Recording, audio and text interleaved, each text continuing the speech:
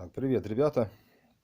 Хочу сегодня поделиться таким простым способом, который позволяет избавиться от стука в рулевой рейке. На таких машинах, как Калина, Приора, Десятка, данная проблема, я думаю, у всех возникала или возникает. Вот, рейки, конечно, оставляют желать лучшего в плане надежности и качества, вернее, качества, как бы комфорта, да. Стучат они новые, старые, какие угодно. Способов масса в интернете. Я не пробовал ставить там пластиковые трубки или какие-то подложки. Этого ничего я не делал. Как-то не внушает доверия в плане безопасности. Но это лично мое мнение. Никого не хочу обидеть. Тут как бы чисто свое мнение высказываю. Я решил проблему совсем таким, очень таким простым колхозным способом. Подсмотрел это я на одном из форумов. Вот, парень советовал, говорил, что так сделал. Я так сделал, и уже 70 тысяч катаюсь, никаких стуков, ничего, никаких проблем по рейке нету. Так, значит так, показываю, что надо делать. Все очень легко и просто. Так, сейчас сделаю, чтобы было виднее. Так, вот наша рейка внизу стоит. Вот она. Ну, вернее, это ее, ну, по ходу, если автомобиля брать, то правый конец, то есть к правому колесу. Здесь стоит пыльник такой длинный. Вот, этот пыльник снимаем. Руль выворачиваем до отказа в правую сторону, чтобы сама рейка ушла влево. Вот сами вот тяги уходят туда, влево. Вот пыльник этот гофра растягивается. Вот, чтобы здесь с этой стороны получилась как бы пустота. Пустой корпус рейки. Берем обыкновенный литол. Любой. У меня вот в такой упаковке. Ну, это дело хозяйское.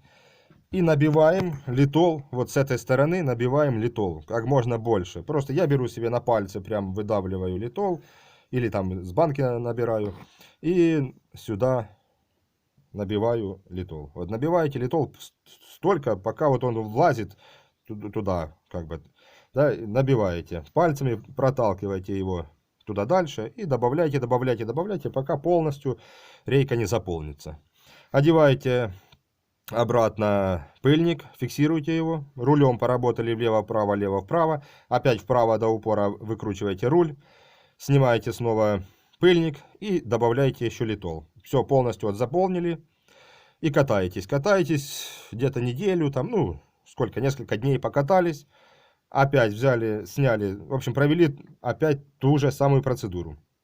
Еще раз добавили, я так делал 4 раза, чтобы рейка хорошо забилась, вернее, набилась, как бы, если так можно сказать, литолом.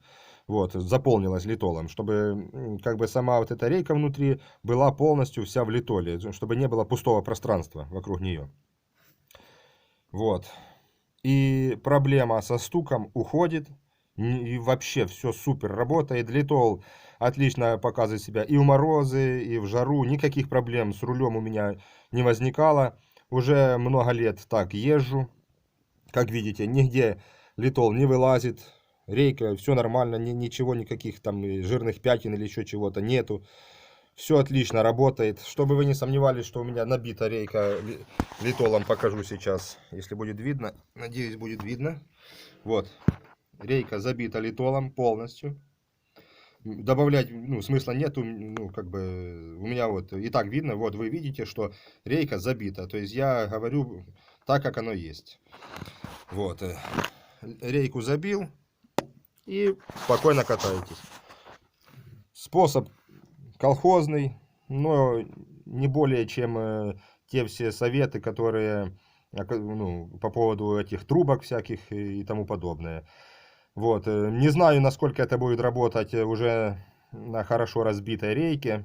Я думаю, что лучше все-таки поменять втулку, если у вас давно уже стучит и все там уже болтается и ничего живого нету.